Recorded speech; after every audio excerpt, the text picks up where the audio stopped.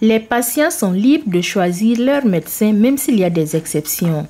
Le médecin doit respecter cette liberté de choix du patient et même faciliter sa mise en œuvre.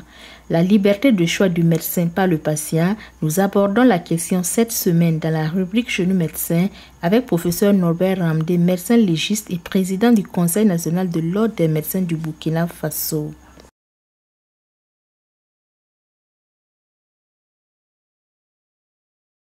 La liberté de choix du patient, c'est un droit qui est reconnu au patient, tout comme d'autres droits. Et pour respecter, et ce droit, il a été reconnu au patient pour respecter l'humanisme de ce patient, tout comme le droit au consentement avant les soins. Et ce droit au consentement avant les soins qui est subordonné à une information préalable.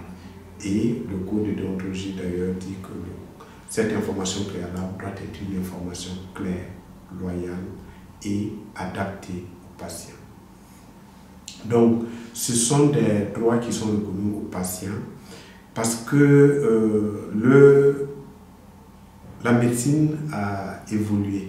La médecine a évolué il y a quelques décennies. La médecine était beaucoup plus paternaliste. Paternaliste, ça veut dire quoi? Ça veut dire que c'est le médecin qui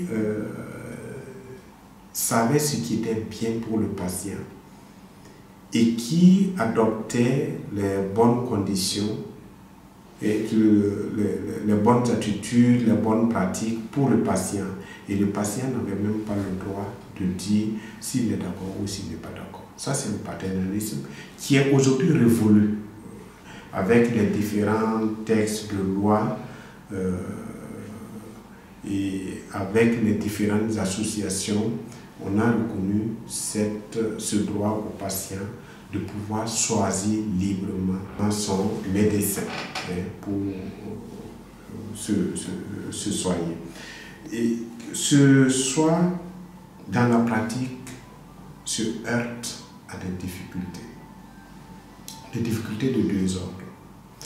Quand on prend dans la pratique privée, la pratique de la médecine privée, il est plus facile de respecter ce droit reconnu au patient. Parce que dans les structures privées, le patient qui part en consultation, ce patient peut choisir d'aller voir docteur XY pour sa consultation. Et quand il va prendre le rendez-vous avec docteur XY, il va arriver, il va effectivement rencontrer docteur XY qui va le recevoir et l'écouter. Le gros avantage de cela, c'est que comme c'est le patient lui-même qui a choisi son médecin, il y a déjà une confiance en ce médecin. Et donc, généralement, les discussions se passent très bien et la prescription est mieux acceptée. L'autre volet, c'est quand c'est à l'hôpital public. Il faut savoir que dans l'hôpital public, l'administration hospitalière, en tant qu'institution publique, a une obligation de continuité des services.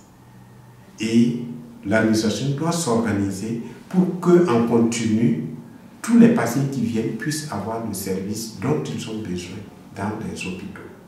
Ce qui n'est pas forcément le cas dans les hôpitaux privés.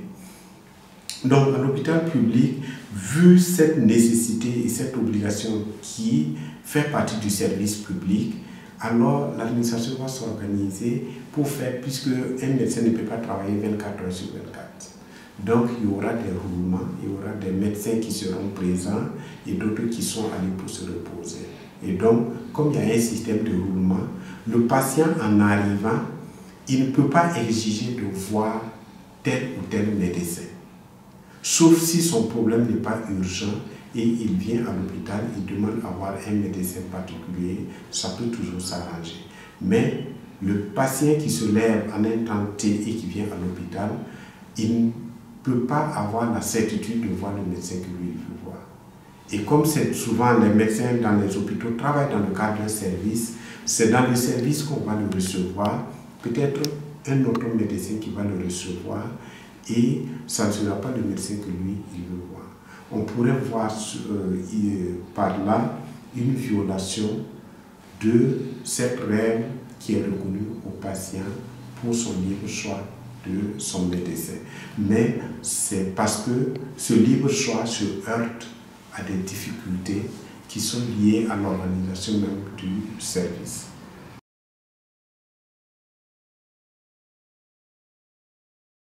Oui, il y a des exceptions. Il y a des exceptions puisque ça dépendra du patient, du type de patient qui arrive, que ce soit dans les hôpitaux privés ou que ce soit dans les hôpitaux publics. Il y a le malade conscient qui se lève de lui-même parce qu'il sent une douleur ou un problème particulier et qui veut aller voir un médecin. Il peut choisir d'aller voir docteur XY et effectivement chercher à rencontrer docteur XY, même si ce n'est pas dans l'immédiat, en organisant un rendez-vous. Mais vous avez d'autres types de malades. Le malade, l'accidenté que les sapeurs-pompiers viennent de prendre au bord de la route et qu'on amène à l'hôpital, il ne peut pas y avoir de choix de médecin. Et le médecin qui est aux urgences est tenu de le recevoir. Même quand c'est dans les cliniques privées, les médecins qui y sont tenus de le recevoir et s'assurer qu'il n'y a pas un danger imminent qui peut compromettre la vie de cette personne et éventuellement le prendre en charge ou l'envoyer vers des structures beaucoup plus spécialisées. Donc, ça dépend du type de patient qui arrive. Il y a des patients qui sont conscients, donc pour lesquels on peut respecter ce droit de liberté de choix. Mais pour les patients qui sont inconscients, par exemple, ou qui sont dans une extrême situation d'urgence vitale, on n'a souvent pas le temps, le droit de faire retarder la prise en charge, soit disant que c'est pour respecter le libre choix du patient. L'urgence prime sur ce libre choix dans ce cas-là.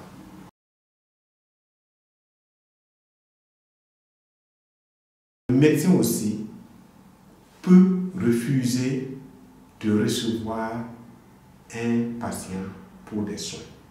Mais le code de déontologie, je n'ai pas le numéro de l'article pour vous dire, mais le code de déontologie dit que si le médecin est admis à refuser ses soins à un patient, mais dans ce cas, il doit s'assurer que le patient n'est pas dans une situation d'urgence vitale et que même hors de cette situation d'urgence vitale, il y a un confrère à même de prendre ce malade en charge.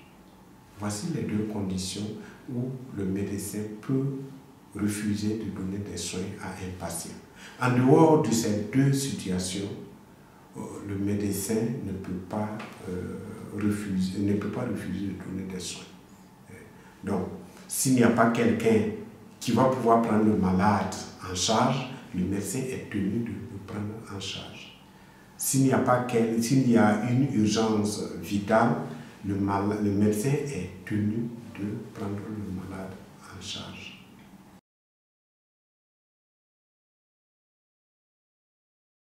Pour la liberté de choix, c'est pour dire que cette liberté de choix du médecin est prévue dans les textes de l'ordre, notamment dans le code de déontologie à son article 57, qui dit « L'exercice de la médecine dans le cadre d'un cabinet de groupe doit tenir compte également des règles particulières suivantes. » Et c'est le petit b qui dit « La liberté de choix du médecin par le malade. » Si le malade arrive et puis dans la clinique, le médecin qu'il veut voir n'y est pas, on ne peut pas l'obliger à consulter. Il est libre d'aller chercher le médecin qu'il veut voir ailleurs. Et on doit lui donner l'information que le médecin qu'il veut voir n'est pas disponible. Et si on peut lui donner l'indication dans quel service il peut le retrouver, alors ce serait une bonne chose. Dans le cas contraire, il va continuer à chercher son médecin.